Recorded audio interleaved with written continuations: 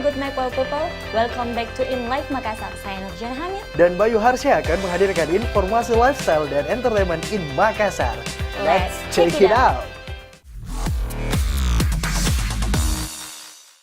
Alright well people, siapa yang tak kenal dengan Payung Teduh? Band yang satu ini tengah naik daun dan masuk dalam jajaran band nasional yang lagi digandrungi oleh kaula muda. Nah ternyata, Is, sang vokalis Payung Teduh ini merupakan warga asli Sulawesi Selatan.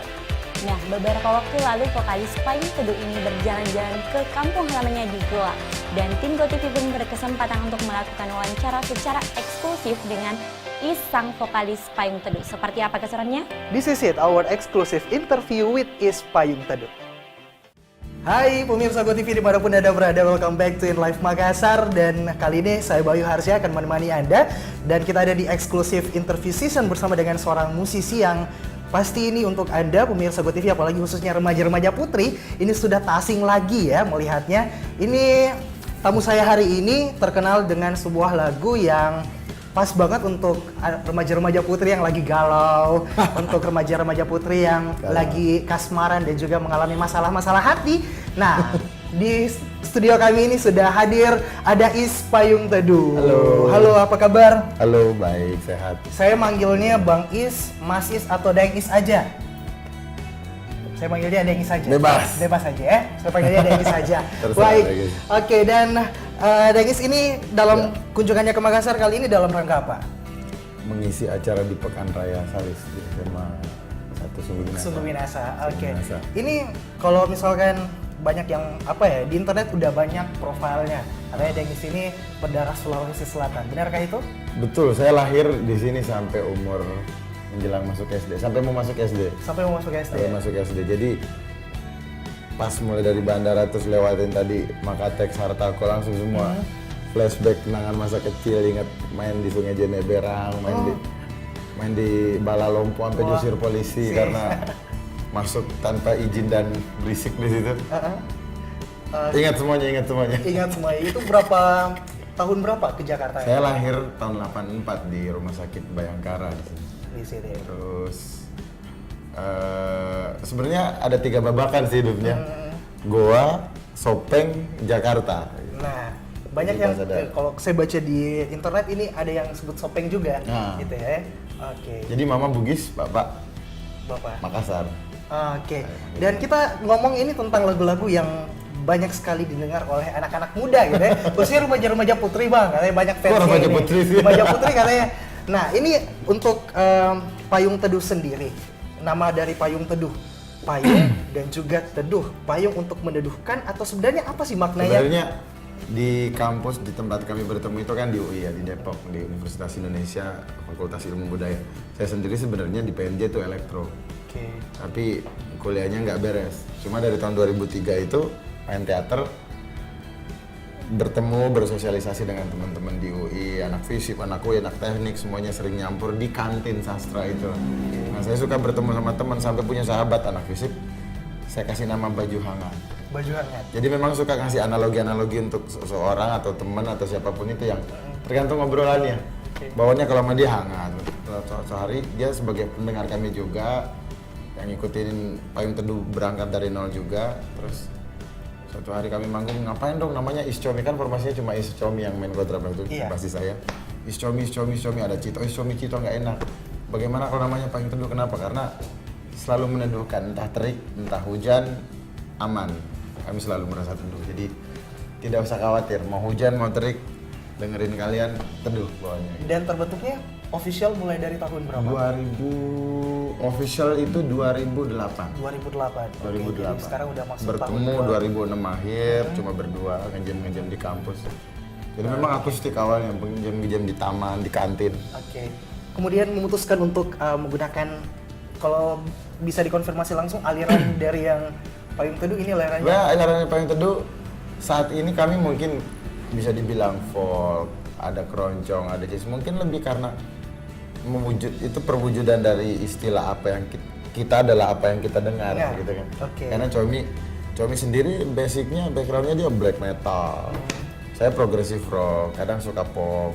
Waktu kecil di gua kalau ada dangdutan, ada kawinan, disuruh nyanyi lagu Bruri, disuruh nyanyi lagu Tommy J Pisa, disuruh nyanyi lagu dangdut, Musin Alataf. Jadi dan sebenarnya itu rangkuman Payung Teduh seperti rangkuman kami semua sih. Jadi bentuk baru ketika orang-orang dengan berbeda latar belakang ini bertemu dan akhirnya muncul yang seperti ini. Dan jadi, akhirnya lahirlah aliran. Ya, jadi lebih ke folk sih, folk atau folk berbalut keroncong.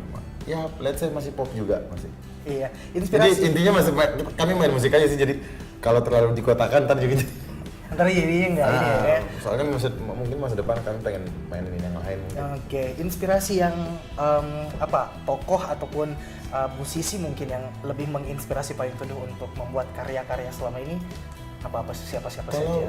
Kalau tokoh mungkin banyak ya. Kita punya seniman-seniman, pujangga-pujangga Melayu terutama yang kayak Ramli, Sam Saimon, Ding Slamet. Terus kalau penyair seperti Sapardi Djoko Damono, terus penulis kayak Pak Pramudia Nantatur. Terutama beliau kita ingat banget, saya sama Comi suka ngutip kenapa kami jadi orang seperti ini ya, karena kalau manusia tidak berkarya itu dilupakan oleh zaman gitu kan. Jadi kalau musisi lokal Krisya, Dewa Bujana, Indra Lesmana. Kalau luar ya, kalau saya pribadi ya Kay, Chris Cornell, Soundgarden. Zaman itu sih Soul Asylum, Fate No More gitu-gitu sih dengerinnya dulu. Iya, oke. Jobim lah buat bossa novanya, buat jazz Jobim. Nah, ini banyak mengatakan lagu-lagu dari Payung Teduh ini easy listening, kemudian gampang dihafal, asik kemudian dinyanyikan seperti itu. Kita mau tahu untuk inspirasi pembuatan lagu-lagu yang akhirnya dihasilkan oleh Payung Teduh itu sebenarnya inspirasinya dari mana? Apakah dari mungkin keseharian dari para personilnya, ataukah mungkin dari permasalahan-permasalahan yang ada di masyarakat? Dua-duanya. 80% keseharian kami, terutama saya pribadi karena semua lagu saya yang bikin ya, kecuali lirik resah, Gunung Laut dan kayak Tidurlah, terus Biarkan, cerita tentang gunung dan laut itu dari naskah teater drama musikal yang tempat kami bertemu, Teater Pagupon. Lebih banyak kisah pribadi dan sosial. Kenapa? Karena mungkin sebenarnya saya mau menyampaikan lagu-lagu ini, pesan-pesan ini dari dulu, cuma cara meramu, cara mengemasnya setelah bermain teater baru bisa bertemu dengan gaya seperti ini. Baru greget gitu. Lebih banyak tentang perempuan, sosok perempuan, ibu, Bumi Pertiwi. Lebih ke konsep ibu sih, perempuan sebagai ibu itu teman, pasangan hidup, teman berbagi. Terus alam juga, karena kami memang dari dulu sangat, slogan awal pertama Payung Teduh keluar tuh bukan klise, tapi jangan buang sampah sembarangan, selalu kami bawa kemanapun kami pergi. Oke, jadi bukan hanya lagu yang diberikan kepada masyarakat, tapi ada pesan khusus ya? Pasti. Ada pesan khusus di setiap karya dari Payung Teduh. Ngomong-ngomong tentang perjalanan dari seorang Is, kemudian dari Makassar, dari Goa, katakan seperti itu, dari Goa ya, dari Goa kemudian ke Jakarta. Dengan melihat fenomena perkembangan musik saat ini, kemudian dengan kemunculan Payung Teduh, sempat ragu nggak sih untuk mengeluarkan karya-karya di tengah eksistensi aliran-aliran? Dulu sempat mikir sudah capek sama musik sebenarnya, karena jujur kami, terutama saya sama Cito yang main drum dulu itu, kami punya band dulu, ada namanya Segi Empat, muncul Kotak, kami bikin band Mirror, Progressive Rock, terlalu berat musiknya, dan kayaknya sudah pernah mencoba untuk cara konvensional untuk menjadi sebuah band dulu sudah pernah dicoba, cuman justru materi lagunya nggak diterima. Justru ketika kami tidak mau bermusik lagi untuk serius di industri musik, orang malah ngedengerin gitu. Padahal kalau mau dipikir konsepnya Payung Teduh lebih serius dari yang sebelumnya, lebih berestetika, dalam pengertian lebih syarat dengan ya harus dengerin dulu berulang-ulang baru ngerti gitu kayaknya. Oke. Dalam lagu-lagu yang diciptakan tadi, takut sih akhirnya udah beraniin aja juga. Dan akhirnya alhamdulillah sekarang banyak diterima oleh masyarakat ya. Tadi Denge sudah mengatakan ini lagu-lagu diciptakan oleh Denge sendiri kecuali ada beberapa lagu. Dalam perjalanannya menulis lirik. Berapa lama membutuhkan waktu untuk merangkai? Rata-rata lagu cepet sih dalam hitungan menit atau mungkin jam doang paling, karena jenis pemain musik yang tidak mau mengambil instrumen atau main instrumen ketika tidak mau bermain musik. Jadi maksudnya ketika saya mengambil gitar saya pasti nyalain recorder, minimal handphone atau apapun alat buat ngerekam, dan jatuhnya kayak jamming session, nanti saya tinggal rapiin. Jadi kadang lagu itu spontan muncul. Oke, dengan apresiasi dari masyarakat, apakah ini yang diinginkan oleh Payung Teduh selama ini? Jujur sebenarnya keinginan untuk eksis, pakai bahasa eksis ya, Iya. maksudnya diterima orang dan nongol gitu nampang, udah nggak ada. Sekarang yang kami pikirin berkarya aja terus secara sehat, secara jujur, karena saya sendiri ngantor, Comi dosen di sebuah universitas di Jakarta dan Iya. kami tidak terlalu mikirin musik. Musik itu hobi, tempat kami berbicara dengan diri kami, dengan kepribadian kami yang berbeda gitu di luar kerjaan kami. Jadi ngalir aja, nggak ada lagi, udah nggak ada lagi. Kalau mau dibilang pencapaian tertinggi ya udah lewat semuanya. Jadi nikmatin hidup aja, berkarya aja, tanggung jawabnya tinggal itu sih kayaknya. Nah, artinya para personil Payung Teduh ini bertemu di saat waktu senggang. Enggak, justru kadang nggak ketemu. Kadang nggak Ketemunya ketemu. di backstage doang. Di backstage doang. Kalau ada lagu baru kadang di backstage baru latihan. Lihat ini gimana, Bang? Jadi kadang gantungin partitur di dinding, ditempel di sound depannya di lantai, ya udah baru. Oke, pengalaman unik pas manggung bersama personel Payung Teduh mungkin bisa diceritakan? Banyak sekali. Salah satunya? Salah satunya terakhir tuh di Malang kemarin. Baru pertama kali ngerasain manggung hujan lebat. Hujan lebat.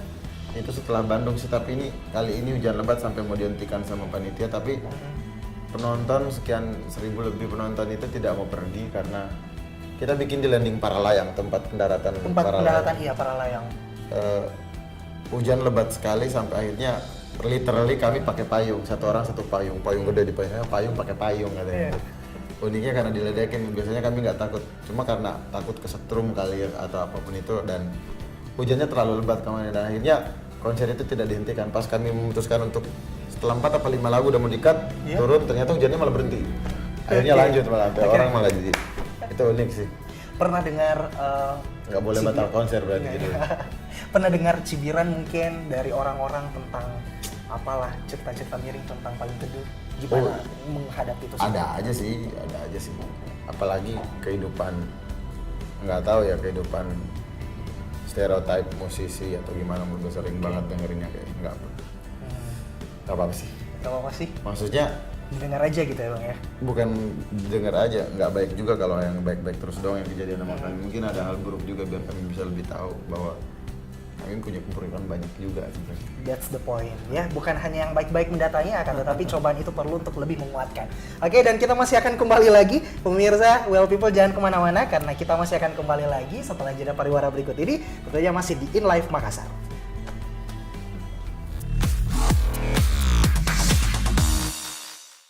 Yes, dan kita masih di In Live Makassar. Saya masih bersama dengan Is Payung Halo. Teduh. Oke, kalau tadi kita udah ngobrol lebih banyak tentang Payung Teduhnya, kita pengen tahu ya, specifically atau lebih personal dengan seorang Is Payung Teduh. Nah, saya mulai dari rambut, gak apa-apa, Deng? Dari rambut, gak apa-apa ya? Waduh, aib. Ya, Oke, berapa lama manjangin rambutnya, Deng? baru kemarin dipotong. Baru kemarin potong, berapa Baru senti? sekitar 2 minggu. Kemarin udah hampir segini. Udah hampir? Udah hampir Oke. sepinggang, dipotong dikit, sekarang tinggal segini lagi. Tinggal ini. Itu perawatannya gimana? Artinya, risih gak sih Rajin. main alat nyanyi-nyanyi? Kitanya sih nggak risih, orang kayaknya risih ya sampai gitu. Rajin pakai sampo aja sih yang penting, jangan sampai numpuk keringat berlebihan, karena apalagi rambut keribo kayak gini ya. Harus selalu basah dan dicuci terus. Paling ujung-ujungnya pilek sih, jadi harus dikeringin terus. Repotnya di situ. Pernah dengar cibiran orang-orang nggak sih kalau misalkan keren nih kalau misalkan Is potong rambut gitu, keren nih kalau Nah, paling misalkan sering masih bilang- ganti gaya rambut, Paling sering dia bonding aja. bonding aja. Dari bonding aja. Oke, oke. Saya beralih ke lirik-lirik dari atau judul lagu dari Payung Teduh. Ini salah satu yang paling saya suka ya, personal itu untuk perempuan yang sedang dalam pelukan. Itu latar belakangnya apa, Pak? Deng, Latar untuk belakang membuat itu anak. anak. Lagi pulang kerja capek banget, tidur. Tepatnya ketiduran karena udah terlalu capek. Terus setengah malam sekitar jam 2, setengah 3 gitu. Bangun ngambil gitar ke teras. Tapi pas mau ke teras itu lihat mereka. Waktu itu baru punya satu putri, masih jingga doang sama mamanya. Belum. Sekarang kan udah 3 anak. Udah Waktu itu 3 masih anak, satu. Saya lihat mereka berdua mangap, mirip banget. Buat saya malam itu mereka lagi cantik sekali, dan angle malam itu langsung jadi lagu saat itu juga di teras. Kontrakan kecil waktu masih Oke, jadi baru mulai berkeluarga. keluarga juga menjadi salah satu ini Pasti ya? harus banyak sekali yang jadi. Oke, itu untuk perempuan yang sedang akal, tapi apa ya, dasar ya anak-anak zaman sekarang gitu. Maksudnya liriknya Tapi- bagus gitu untuk perempuan yang sedang dalam pelukan. Multi interpretasi soalnya, Iya, karya iya. ketika lepas dari penulis atau dari yang membuat karya, emang kita nggak punya kemampuan untuk membendung apapun yang muncul, termasuk multi interpretasi tadi terhadap sebuah karya tadi. Kalau misalkan dari tadi keren banget dengar jawabannya Mas Is. Sebenarnya moto hidup atau quote of life apa sih Bang? Quote of life mungkin ada secara singkat apa yang Selalu menjadi- belajar untuk lebih sederhana lagi, karena saya pikir manusia pasti akan bisa lebih berhasil ketika dia bisa sederhana. ketika dia bisa sederhana. Menyampaikan semua ide gila sekeren apapun itu dengan cara yang sederhana, karena cara sederhana yang paling bisa diterima oleh orang. Jadi sederhana adalah segalanya menurut saya. Nah ini dari Jakarta ke Makassar. Sering ke Makassar ataukah Alhamdulillah beberapa akhir-akhir ini urusan manggung urusan manggung? sering banget lah. Kalau di Makassar biasa makannya di mana? Makan di mana? Semua udah sampai dibikin, kalau kayak pelajaran anak SD itu ada rosternya tuh, hari jam segini harus cari palu basah, hari cari sop saudara, Oke. malam harus dicerekang minum saraba. Minum saraba gitu Mas ya. Nah ini dan kalau misalkan tadi kita udah nanya-nanya, sekarang kita main games, boleh ya? Boleh. Oh, boleh. Kalau misalkan tadi kita udah tahu kalau misalkan Dengis ini adalah asal Sulawesi Selatan, lahir di Sopeng. Lahir di sini, lahir di Kabupaten Goa. Kemudian pernah ke Sopeng juga, sempat ke Pernah. Sopeng juga, kemudian di Jakarta. Nah, saya akan menyebutkan beberapa kata, boleh beberapa kata. Dengis bertugas kira-kira katanya dalam bahasa Makassar sama bahasa Bugis, boleh ya? Siap? Oke. Siap? Kata pertama. Lapar. Cipuro. Bener Cipuro? Bener ya. 100 poin. Oke. Standar, Satu. pertanyaannya standar. Standar. Bisa. Yang kedua, ini nggak jauh-jauh ini dari Payung Teduh ya. Perempuan. Apa ya, Perempuan. Bahasa Makassar boleh, bahasa Bugis boleh. Makunrai. Makunrai. Baine. Bener Baine? Bener ya? Bener ya? 200 poin, udah 2 nih yang benar nih. Nah, kemudian yang ketiga yang selalu diciptakan oleh lagu Payung Teduh, lagu Elong. Kelong. Kelong. Bener? Bener ya? Ingatnya Oke. Bugisnya, elong. Kelong ya, udah 3. Kemudian yang keempat, apa kabar? Apa kareba? Agak kareba Apa ya, luar biasa. Kemudian yang terakhir, nama saya Arengku. Arenko. Jadi kalau misalkan digabung, apa kabar, nama saya Is? Agak kareba. Agak kareba. Arengku. Arengku is. Is ya. Bener ya? Bener ya, boleh tepuk tangan. Oke, 5 poin udah ya. Dan ini kalau misalkan tadi kita udah kulik-kulik lebih jauh, lebih mendalam tentang Payung Teduh dan juga sosok Is di balik lirik-lirik yang diciptakan oleh Is. Nah, kita pengen denger ya, boleh ya? Kita pengen denger ya? Boleh Bang ya? Kita Boleh, dengar. boleh. Kita pengen denger Dengis untuk menyanyikan beberapa bait dari lagunya, dari lagu Payung Teduh.